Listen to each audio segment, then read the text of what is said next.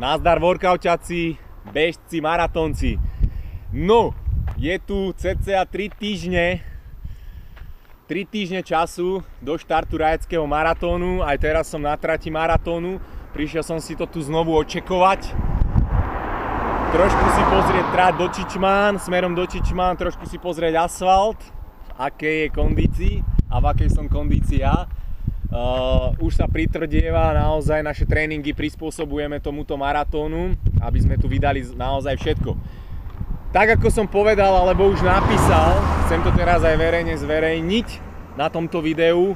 Od štartu po cieľ pôjdeme každých 5 km, pôjdeme určitú workoutovú sériu, hej, s mojím parťakom Mišom Šrancom. Takže každých 5 km bude zastávka a tam budeme búchať workout a potom pokračovať.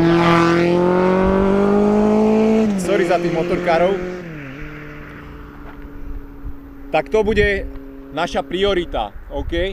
Budeme sa snažiť bežať čo najrýchlejšie. Neviem, ako sa budeme doťahovať na jednotlivých bežcov, lebo veľa strátime pri cvičení, ale práve to bude naša výzva.